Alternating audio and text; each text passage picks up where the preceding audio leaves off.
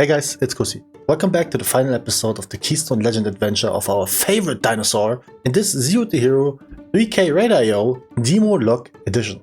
In the last episode we checked all the boxes regarding teammates, from simply lacking damage to insane pumpage and just the cleanest tank deaths to brick a key, and today won't be any different. Yes! Yes! Yes! Yes! As I showed you on the last episode, we are only 3 score away to seal the deal after barely missing a 2 chest during our Dark Flame Cleft run, which means we are sort of stuck with the Priory of the Sacred Flame. And even though we got one of them to spare ourselves, those attempts won't be enough. Furthermore, we will use this episode as our Demonology Warlock review, in which I go over the things I like, dislike, or even worse, hate about the spec. So make sure to grab a drink, get comfy, like and subscribe, and enjoy the final ride of our 3K/ rank 1 adventure of Lycanthropus.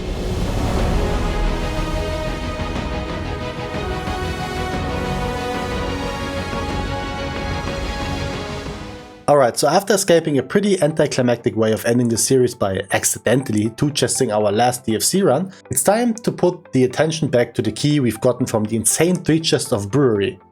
Priory of the Bricked Key. Now, 15 is obviously over the top, so I lowered it to 13 and prayed for the best. So we start off strong by creating a party full of gamers, and a quick Hearthstone because I didn't lower the key. Stupid! But now the key can start, with the original audio for you. Okay, that's a pull. That is...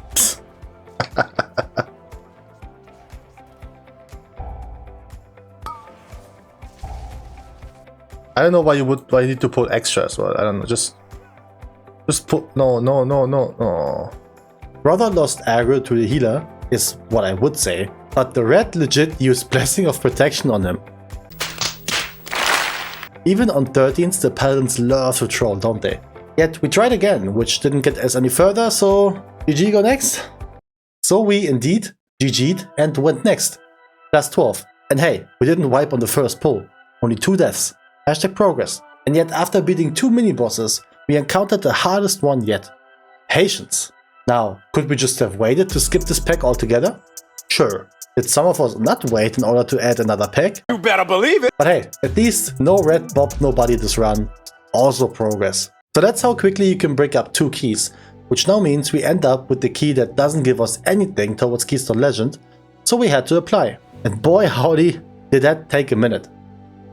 But while I apparently was ranting about the bad system of Mythic Plus this season as it completely annihilated the lower key range by making it useless, changed my mind, I gotten into a key that was about to change everything. Mainly the size of the pull and the position of it. Not only did Lil Bro pull 1 archer pack too many for my taste, he also didn't move it into the corner to make it slightly easier for all members. Especially him. And because that didn't work out, we just pull an even bigger pack without blood dust or cooldowns. Are you stupid or something? So far, we had 1 break due, I'ma say, cooldown mismanagement, 1 due to patience mismanagement, and 1 to pull mismanagement. But hey, it was his key and apparently it's resilient.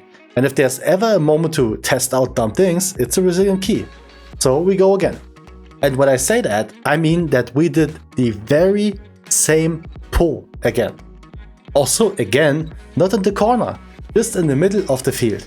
But hey, at least we pulled another pack to wipe a lot quicker. Just crazy. Granted, I did assume he's a DPS player trying to tank by applying what he may have seen before, so I suggested to put himself into the corner to stop the yeeting. Oh, and then I also checked, he is in fact a tank player. You're joking. Be that as it may, we did the pull he wanted to do. Move to the corner. Bruh. I say move to the corner. No idea why that's so difficult. But hey, no wipe, not even a death. Let's go, baby. Also didn't expect to see this pull in the plus 12. Usually you don't want to take this sharpshooter doggy comp as it hurts like crazy. Maybe not on the tank, but on the rest of the party.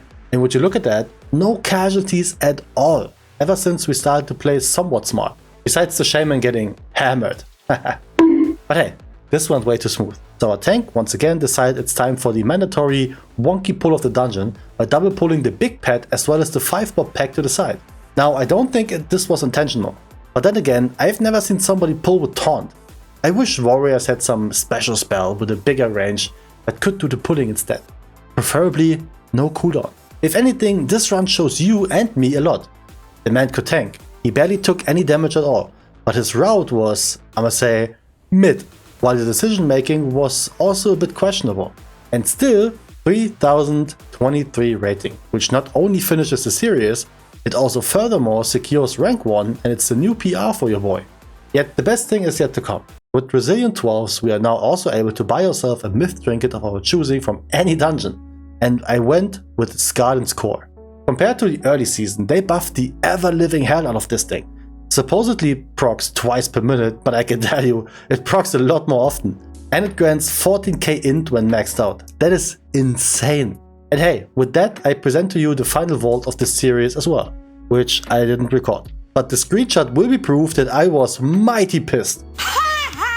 Of course, I got the very same item I just bought as one of the choices, which I only gonna have 3 of overall, even with avoidance. Appreciate the insane game design here. But be that as it may, since the series has come to an end, let's talk about Warlock. Did I enjoy it? The short answer is Yes. the longer answer is, well, longer. So let's start. I mentioned at the beginning of the series I played Demo once years ago, and boy howdy was that a struggle. You had to abuse so many things, like using loss of sight for your imps so they start casting later, to maximize your tyrant as it had an uncapped damage amplifier for every imp alive, which required you to stand still for roughly 27 minutes in order to play it perfectly. But not anymore. The core setup to maximize your tyrant, which is your 60-second pew pew demon, is so insanely easy and beginner friendly, I fell in love with it so flippin' fast. And I'll go over that in a second. Furthermore, what impressed me as well is the amount of actual useful utility. I mean, we are talking multiple ways of skipping, like using Fear with Horrify, which pretty much works like a Demon Hunter prison, or your Gateway. Paired with Banish, which essentially has no use, but to pretty much ignore 90% of the mechanic on the Stone Turret fight in Motherlode. And then we got the obvious ones like Soulstone, which is a combat res, as well as the Health Stone for the extra potion if you will, whenever you need it. Not even to mention Shadow Fury. However, arguably the coolest thing is that your rotation barely changes, disregarding of the amount of targets you have. All of your AoE, besides Implosion, which we actually have to press, is just passive splash or cleave damage, if you will, meaning you only need to learn one rotation and then you're good to go for probably 95% of the content. Maybe this is different in PvP, but luckily World of Warcraft PvP is even less common due to all the big PvP guys being variety Andies these days. Now, in order to tell you why I really like the gameplay of the Warlock, let me quickly go over how it works, in a very basic format, so we all know what we're talking about here. Warlock in general is a very basic gain resource, spend resource type of girl. While Shadow Bolt will give us 1, Demon Bolt will give us 2, and then we got some passive perks to either generate random ones or just regain them after using.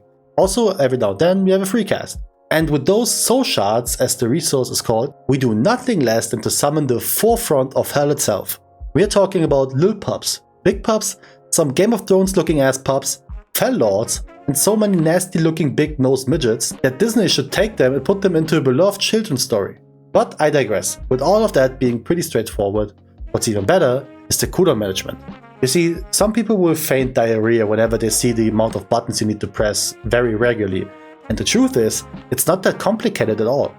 As I mentioned before, everything revolves around your 1 minute cooldown, summoning of the tyrant. This guy enhances all of your bigger demons as well as all of your active imps, while also leeching power from them, getting 10% stronger per bigger demon and up to 5 imps. And since it revolves around the tyrant, all minor pet cooldowns we have line up perfectly. We got the Wildhound on 30 seconds, which means you can just summon that bad boy on cooldown and it fits. Our Dreadstalker on 20 seconds, which means you can summon those bad boys on cooldown and it fits. And we got the paid by the hour version of the Felguard Mercenary on 2 minutes, which means we got him up for every second tyrant window. And that's pretty much it. You just press everything on cooldown and it lines up. No delaying, no praying for procs, nothing like that, which is awesome. What's also really cool is that all of the Warlock specs still give you the caster experience some gamers really enjoy. No fancy jumping around, movement casting, 90% instant cast. On demo you hard cast a lot. Granted, shorter casts, but still. You only have 3 casts that could end up being instant, which is a Demon Bolt with a Demon Core proc, which you get kinda regularly, as well as the Dreadstalker proc, and Implosion. Everything else is actually proper casting, and I think that's fantastic. I like how there are other range specs that pretty much feel like melee most of the time, like Fire Mage or Devoker, since you just move around non-stop and do your damage. But having a good old-fashioned caster is really enjoyable. So granted, some mobs / packs are borderline annoying to deal with, but melee also have that experience every now and then. The only real flaw I found is that you pretty much have zero control over your pets, which makes some skips, like the ones in the front of the B-boss in Priory, or the annoying pack before the Candle King in Darkflame Cleft, very annoying. I'm yet to figure out how you make the pets also travel through the gateway, because they can. And at this very moment I assume that the portal has to be a certain range, and you're not allowed to be in combat before using the portal, because then the pets are already attacking. If anyone is really sure about how it works, please let me know. All in all, I can really recommend the Demo Warlock to every new, as well as returning player, and of course to everyone looking for a little change of pace. Doesn't matter if you check the DPS after a proper setup just to enjoy, witness some big ass pit lord spawning to fellfire some fools, or if you send 10, 15, hell, 25 imps into oblivion, which makes you feel like you're spreading democracy the proper way. This season doesn't really have many skips and or useful utility that is required, but all the skips the game occasionally demands are all checked boxes when playing Warlock. Alrighty, and with that, we are at the end of the series. Let me know if you tried Demolock already and if you liked it or even disliked it. Express yourself, as I'm happy to read every comment whenever I upload something. For a quick disclaimer, I do have a series planned, but not to a zero to hero extent, more of an educational attempt. Also, as I hopefully mentioned during episode 1, 3k won't be the new default for upcoming series. Not because I think it's too difficult this season, but because it simply gets pretty boring sitting in queue for hours and having nobody applying. With that being said, I hope you liked this series, and if you did, don't forget to show it by hitting the like button, while also subscribing, because if you're still watching, then I don't even know what we've been doing here unsubscribe. I don't know, Jeff. Until I catch you in the next one, peace.